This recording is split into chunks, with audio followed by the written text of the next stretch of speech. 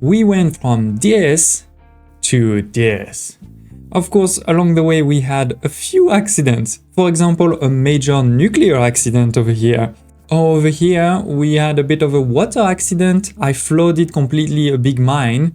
A perfectly good coal mine, completely flooded now. More seriously, we're in Captain of Industry version 1 on the map called Insula Mortis, because it looks like a pirate skull. This is an amazing city/island factory builder, and to do this, it took some time. This is year 0, we are now in year 1500, but we have made the island perfect.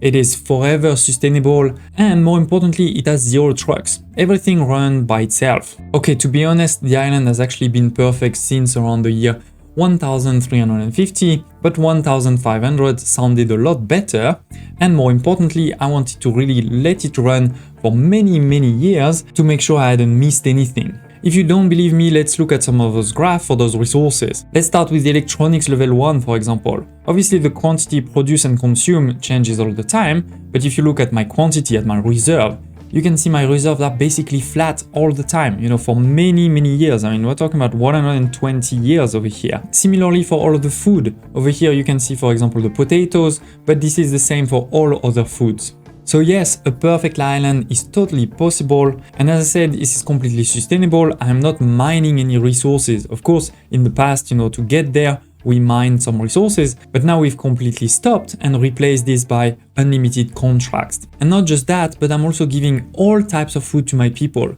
They're getting everything, potato, corn, bread, meat, eggs, tofu, sausages, vegetables, fruits, snacks, and cake. They're getting all of them. The reserve in the market level 2 is 800, and you can see they're all at 800. They're all completely full. But that's not all, we're also giving them everything over here. The household goods, the household appliances, and the computers or consumer electronics. Last but not least, we also have an hospital with medical supply level 3. So yes, with this, that means we're getting a huge health positive bonus plus 77 and a huge unity production plus 23 per minute. Of course, we are using some of them, but as you can see, we're definitely producing a lot more, which means that, my unity is always full basically. Now in this video, I'm not going to teach you all of the basics for Captain of Industry. If you're new to this game, after this video, I suggest you check in the video description below for my full playlist, to see how we got there, to see from start to finish every single episode. In this video, we'll actually focus on a tour of this perfect island, including a lot of advanced tips along the way.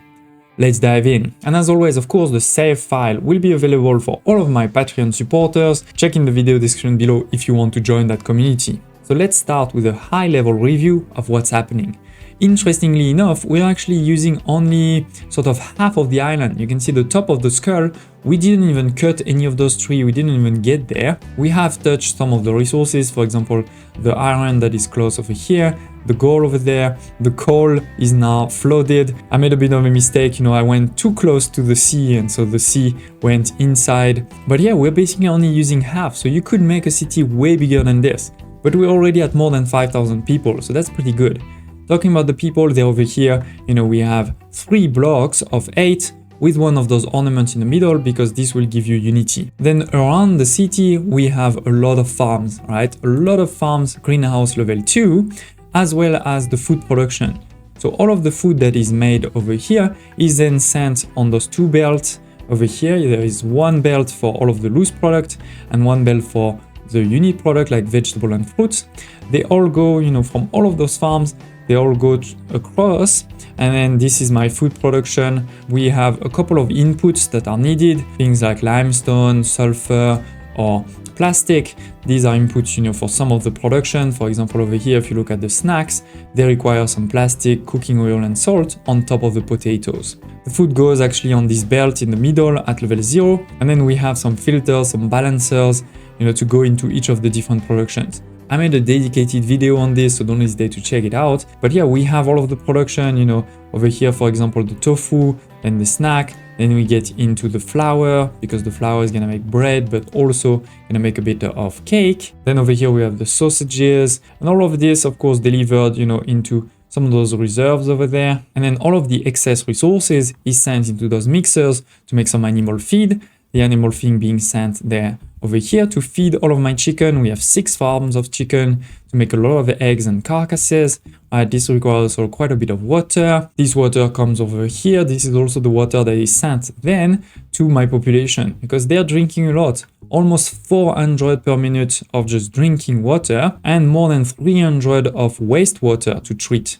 So that's why we have 2 of those wastewater treatments over here, creating a bit of water that is sent back directly to reduce my consumption and a few other things.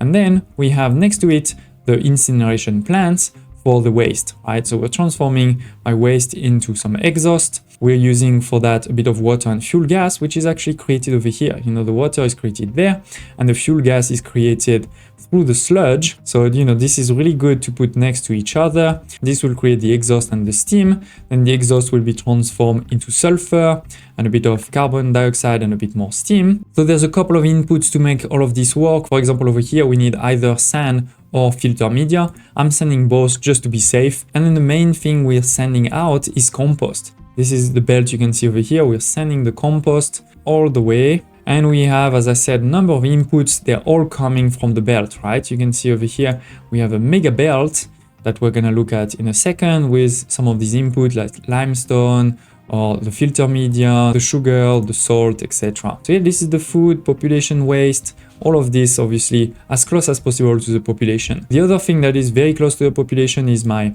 medical supply level 3. It's good to put them close because they require, you know, some food like sugar cane and also poppy, right? Poppy seed. So this is what's made in those 4 farms over here. We have 2 farms for the sugar cane, 2 farms for the poppy. And you can see that, you know, this is full over here. So this is enough. We have then a couple of other small things that are needed like the plastic, steel, glass, and acid. Again, all of this now has been connected. You know, there's a major belt over here that's joining our other bus that's creating, you know, a gigantic bus. We have the loose product over here. We have the fuels over here, which are at this point mainly the acid and the cooking oil. And then we have, you know, the actual unit products like the glass, but also the 3 goods that are needed, right? The computers, appliances, and household goods. So yeah, all of this is belted and going directly over there. We are also sending out, you know, some recyclables. You can see it, this is over here. And we get there to our first intersection because some of the products are going to be used or produced over here. Right? This is where we're producing our sugar and our cooking oil thanks to those 2. Greenhouse is level 2, one is for canola, one is for sugarcane. This is what's going into those 2. And the other thing we're doing is we're sending all of the compost that we've been making. We're also making a bit of compost there. And then this compost is going to create some fertilizer, organic. Just requires a bit of water and this compost. And then this fertilizer, you know, is sent to all of my farms there. For all of the farms, we of course need also a lot of water. This is what you can see over here. We have also the sugar production there, right, with the evaporation ponds. And this water is made quite easily without any inputs. You know, all of these things basically right now that I'm talking about, there's no inputs at all. Everything, you know, is done locally thanks to those electric boilers. They don't need any inputs, again, just the water, but they do consume a lot of energy. That's not a problem. We have a pretty much unlimited source of energy, so I'm very happy there. We're making so much water over here that some of it is also going to be used to be chilled in those water chiller for my servers. We have 5 data centers to get almost 500 teraflops. In general, in this city, if we are not doing anything specific, you know, it's gonna need around 300 teraflops. But of course, you know, if you, I don't know, want to build a completely new part in the city, or if you destroy half of it and you want to rebuild, then you're gonna need more. And I've never needed more than 500 so far, so I thought 880 was good. So yeah, that's why we have this intersection there, right? We have all of the sugar, for example, coming from here and then going on the belt. Similarly for the salt, it's coming over here and then going this way, but also going that way for this one. So we're gonna use it further. By the way, in this corner, we have also 2 other buildings that we're not using at all anymore. We have the trading docks over here. I could really delete it. We don't need it anymore. It's not used. Similarly, we have the beacon. It's not used at all. I'm gonna keep it just because it's pretty. And we have a shipyard over here with the ship fully upgraded, and a bit of resources in the shipyard. I say a bit, I mean more than 13,000 vehicle parts, because I used to have a lot of vehicles. I think we had something like 160, trucks and excavators, etc. And we have basically deleted them all. So I got tons of vehicle parts. I could delete them. I'm gonna leave them here in case, you want to use this save and you want to rebuild the trucks, then you have tons of vehicle parts. And then lastly, the spent fuel. We had some small reserve from the nuclear facility level 1 that we never used, and you cannot actually discard it, so it's gonna stay there. Now let's continue to move forward, and the first new thing that we see is my nuclear facility. Right, it is a fast breeder reactor. We looked at it in detail in the previous episode, don't hesitate to check in the video description below again. This is an amazing one because it's sort of 99% infinite energy. You need some resources to kickstart it, but once you've kickstarted, it's gonna run forever pretty much. So that's why we have a ton of things that are full, and the reality is we're probably never gonna use them. But yeah, this is running perfectly, using a bit of water, which is made over here, and some coal fuel. Again, the coal fuel, this is actually positive. We are actually creating more than what we're using through this production over here. So this is not a problem. The only problem is the blanket fuel, where we're losing some from time to time. But as you can see also, my blanket fuel enriched are full. So the reality is, again, this is 99% infinite. Just check the previous video if you want to see all of the details over here. But everything is belted, there's no need for any trucks, as you can see. Now, if we continue up north, we have 3 big blocks. This first block over here is what I call my diesel factory, because this is gonna take the crude oil that we're getting over here and transform into diesel. It's also going to create a couple of other things. We have a lot of those stage 1, 2, 3 over here. It's actually 8 of them, right? This is creating, of course, a lot of byproducts. So we need to take care of those byproducts. For example, the sour water, transforming into something, or the naphtha, or the heavy oil, or the fuel, right? We need to do something with all of it somewhere. This is powering 4 statues of maintenance to reduce my maintenance, but more importantly, this is creating a lot of other products. With this, we can create a lot of rubber, for example. On the other side over here, we're also creating things like hydrogen, oxygen, nitrogen, acid, plastic, chlorine, brine, water, and you also see a lot of sulfur going around over here. The priority, for example, is to use it to make the acid and to make the rubber. And when all of this is full, we have balancers like this one over here. When everything is full, then it will go into those mixers to take a bit of limestone and sulfur to make slag. And then, of course, we're gonna do something with the slag. This is this belt over here. Right? We're creating slag in many places, so it's a belt all across my island. But yeah, that's the diesel. And then next to it, we have another block, which is what I call my raw materials production. Right, this is transforming things like all of the copper, the iron, the coal, the sand, etc. into the basic materials that you can see over here. So we have things like the iron, of course, the steel, the copper, the glass, and the poly. All of this is made over here into a couple of blocks. On this side, we also have 2 other, which is the gold. Right, this is this part there, this is the gold, and we have also the concrete over here. And all of this is sent into this gigantic bus to make everything, right? To make our construction parts, to make mechanical parts, electronics level 1, electronics level 2, microchips, electronics level 3, household goods, household appliances, computers, vehicle parts level 1, vehicle parts level 2, and vehicle parts level 3. We have 14,000 of these, so yeah, this is paused, I'm not using it. Versus everything else obviously is not paused because we're using it. And over here we also have the labs. They are paused because we have researched everything. But these factories are actually working because we're doing something with the research labs. The servers are over here. And then, as I mentioned earlier, we have a lot of recyclables, right? We're creating them in many places like my city, creating them for maintenance, for research, etc. So all of this is coming over here, then being sorted. Right now this is overkill. 1 should probably be enough. But the reality is when my city was really pumping, for example, when I had a low number of construction parts and I wanted to quickly get to full, this was pumping a lot. The 2 was a good number. Then, of course, we're separating the different recyclables. We have the iron scrap, copper scrap, gold scrap, and broken glass going into 4 different belts and going back into this new gigantic bus over here, which is doing a couple of things. First, it is taking whatever we're producing over here to send it into the major bus. It is also sending some resources that are needed For example, you know, things like the iron ore, etc. is coming from here, all of the scrap.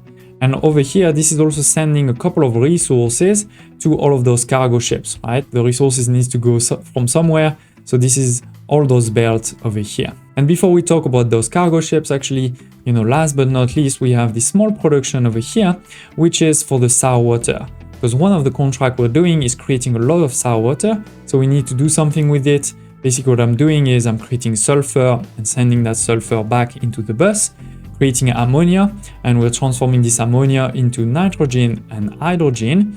And this is burnt because this doesn't create any pollution, right? Both of those things don't create any pollution.